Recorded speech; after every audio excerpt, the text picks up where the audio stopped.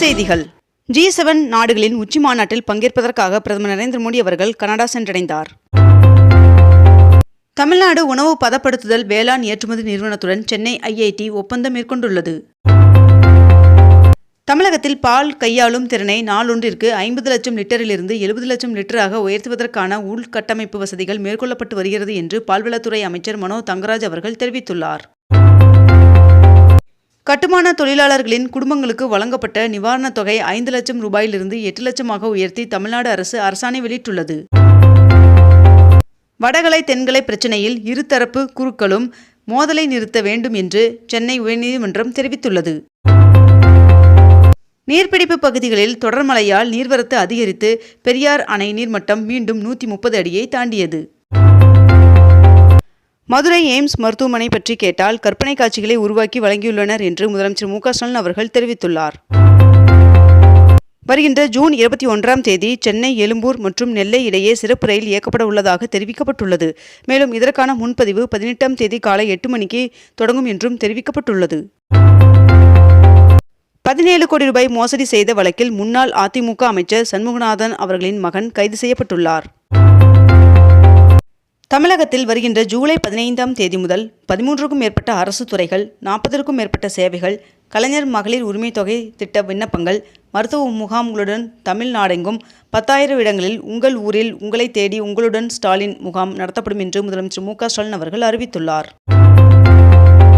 இஸ்ரேலுக்கும் ஈரானுக்கும் இடையிலான பதற்றம் அதிகரித்து வரும் நிலையில் அமெரிக்க அதிபர் டொனால்ட் ட்ரம்ப் அவர்கள் பொதுமக்கள் உடனடியாக டெஹ்ரானில் இருந்து வெளியேறுங்கள் என்று தெரிவித்துள்ளார். திருபுவனம்புதூர் வைகை ஆற்று படுகையில் கட்டப்பட்டு வரும் அணையை துணை முதல்வர் உதயநிதி ஸ்டாலின் அவர்கள் ஆய்வு செய்தார். நீலகிரி மாவட்டத்தில் கடந்த 24 மணி நேரத்தில் அதிகபட்சமாக அவலாஞ்சியில் 21 சென்டிமீட்டர் மழை பெய்துள்ளது. தமிழ்நாட்டில் புதுப்பிக்கத்தக்க சக்தி மூலம் மின் உற்பத்தி 2024-25 3280 கோடி யூனிட்டுகளாக அதிகரித்துள்ளது. இந்தியாவின் கோரிக்கையை ஏற்று ஈரான் அரசாங்கம் அங்கு வசிக்கும் இந்திய மாணவர்கள் வெளியேறுவதற்காக அதன் நில எல்லையை திறந்துள்ளது. துணை மருத்துவ படிப்பிற்கான விண்ணப்ப விநியோகம் நாளை தொடங்குகிறது என்று மருத்துவ கல்வி இயக்குநரகம் தெரிவித்துள்ளது.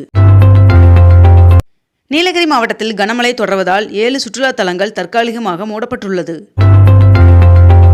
22 கேரட் ஆபண தங்கத்தின் விலை சவரனுக்கு ஒரே நாளில் 840 ரூபாய் குறைந்து ஒரு சவரன் 73,600 ரூபாய்க்கும் 1 கிராம் 9,200 ரூபாய்க்கும் விற்பனை செய்யப்பட்டு வருகிறது. இதனை அடுத்து 1 கிராம் வெள்ளியின் விலை 120 ரூபாய்க்கு விற்பனை செய்யப்பட்டு வருகிறது. இந்தியா விரைவில் உலகின் 3வது மிகப்பெரிய பொருளாதார நாடாக மாறும் என்று பிரதமர் நரேந்திர மோடி அவர்கள் நம்பிக்கை தெரிவித்துள்ளார். நீர்பிடிப்பு பகுதியில் பெய்து வரும் கனமழையின் காரணமாக பவானிசாகர் அணைக்கு நீர்வரத்து 8,438 கன அடியாக அதிகரித்துள்ளது. டெல்லியில் பாதிக்கப்பட்ட 370 தமிழர்களின் குடும்பங்களின் வாழ்வாதாரத்தை மீட்டெடுக்க முதலமைச்சரின் பொது நிவாரண நிதியிலிருந்து 50 லட்சம் ஒதுக்கீடு செய்து முதலமைச்சர் மு க ஸ்டாலின் அவர்கள் உத்தரவிட்டுள்ளார். தமிழக அரசின் புதிய விரிவான மினி பேருந்து திட்டத்தை முதலமைச்சர் மு க ஸ்டாலின் அவர்கள் தொடங்கி வைத்தார். அரபிக் கடலில் அடுத்த 24 மணி நேரத்தில் குறைந்த காற்றழுத்த தாழ்வு பகுதி உருவாக வாய்ப்புள்ளது. இதன் காரணமாக நீலகிரி, கோவை, தென்காசி, நெல்லை, குமரி, திருப்பூர், தேனி, திண்டுக்கல், விருதுநகர் மாவட்டங்களில் மழை பெய்ய வாய்ப்புள்ளதாக வானிலை மையம் தகவல் தெரிவித்துள்ளது. தேனியில் 13 கோடி ரூபாய் மதிப்பிலான அரசு நலத்திட்ட உதவிகளை துணை முதல்வர் உதயநிதி ஸ்டாலின் அவர்கள் வழங்கினார். 86 பெண் காவலர்களை விரும்பிய இடத்திற்கு பணியிட மாற்றம் செய்து தமிழ்நாடு அரசு உத்தரவிட்டுள்ளது. வலுவான நாளைய தலைமுறையை உருவாக்கிடும் பொறுப்பு அங்கன்வாடி மையங்களுக்கு உள்ளது என்று துணை முதல்வர் உதயநிதி ஸ்டாலின் அவர்கள் தெரிவித்துள்ளார். தஞ்சாவூரில் 1194 கோடியிலான புதிய பணிகளுக்கு அடிக்கல் நாட்டி முடிவுற்ற திட்டப்பணிகளை முதலமைச்சர் மு க ஸ்டாலின் அவர்கள் திறந்து வைத்தார். தஞ்சாவூர் சரஸ்வதி மகால் நூலகத்தை பராமரிக்க கூடுதல் மானியம் வழங்கப்படும் என்று முதலமைச்சர் மு க ஸ்டாலின் அவர்கள் அறிவித்துள்ளார். புதுப்பிக்கப்பட்ட சென்னை வள்ளுவர் கோட்டத்தை ஜூன் 21ஆம் தேதி முதலமைச்சர் மு க ஸ்டாலின் அவர்கள் திறந்து வைக்க உள்ளார் என்று தகவல் வெளியாகியுள்ளது. ஜூலை 15ஆம் தேதி முதல் கலைஞர் மகளிர் உரிமை தொகை திட்டத்தில் விடுபட்டவர்கள் விண்ணப்பிக்கலாம் என்று தஞ்சையில் முதலமைச்சர் மு க ஸ்டாலின் அவர்கள் தெரிவித்துள்ளார்.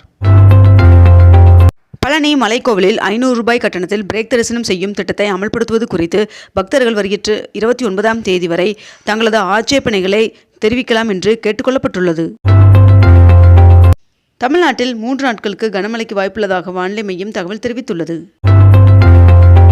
நீலகிரி மாவட்டத்தில் கடந்த 24 மணி நேரத்தில் அதிகபட்சமாக அவலாஞ்சியில் 29.2 சென்டிமீட்டர் மழை பதிவாகியுள்ளது.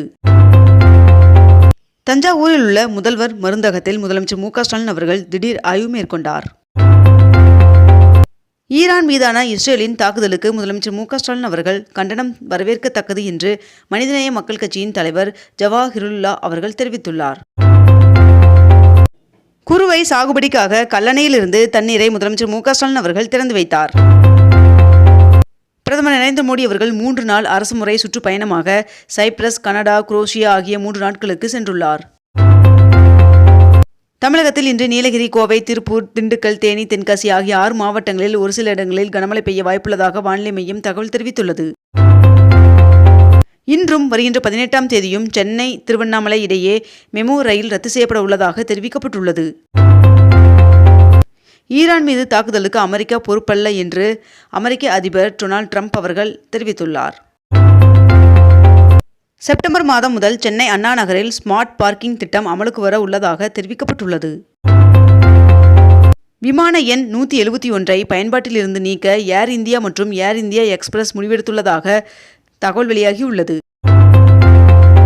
டெல்டா பாசனத்திற்காக மேட்டூர் அணையில் திறக்கப்பட்ட தண்ணீரானது முக்கொம்பு அணைக்கு சனிக்கிழமை வந்து சேர்ந்தது. முதல் முறையாக நாமக்கல்லில் இருந்து அமெரிக்காவிற்கு 1 கோடி முட்டைகள் ஏற்றுமதி செய்யப்பட்டுள்ளது. அகமதாபாத் விமான விபத்தில் உயிரிழந்த குஜராத் முன்னாள் முதல்வர் விஜய் ரூபானி அவர்களின் உடல் DNA சோதனை மூலம் அடையாளம் காணப்பட்டுள்ளதாக தகவல் வெளியாகியுள்ளது. தமிழக காவல்துறை ஆயுதப்படை SP அருண் அவர்கள் திடீரென்று தனது பதவியை ராஜினாமா செய்தார்.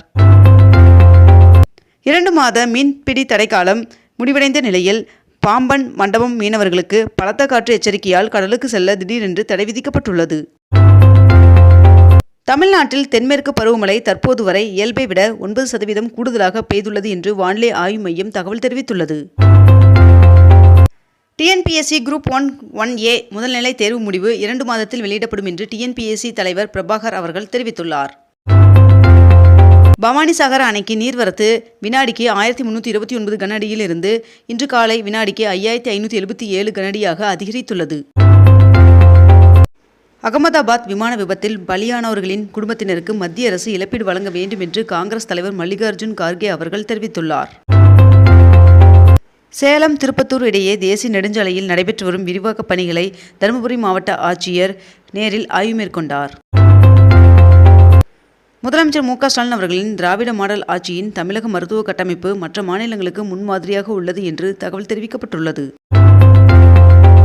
அகமதாபாத் விமான விபத்தில் பாதிக்கப்பட்டவர்களுக்கு 25 லட்சம் ரூபாய் உதவித்தொகை வழங்க உள்ளதாக ஏர் இந்தியா அறிவித்துள்ளது.